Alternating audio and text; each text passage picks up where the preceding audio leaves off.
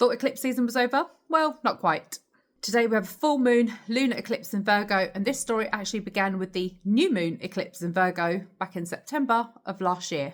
So think back to the last few months of 2025 and ask yourself what was happening in your life at that time. Lunar or full moon eclipses tend to be a lot more shocking and surprising than the new moon one that we've obviously just experienced. So if you're watching this and thinking nothing's really changed in my life, like everything's still the same, well, be careful what you wish for, because obviously there's still time and this eclipse season energy is going to linger until at least the end of March.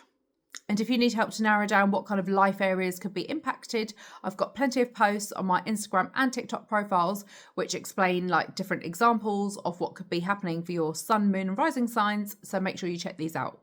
I want to point out that not all eclipse season changes are necessarily dramatic.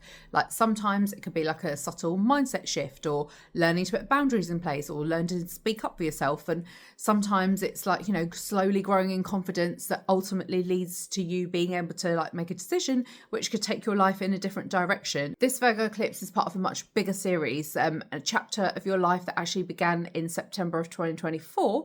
And there were going to be 7 eclipses in total. And the one on 3rd of March is actually eclipse number 5, so we're well over the halfway point.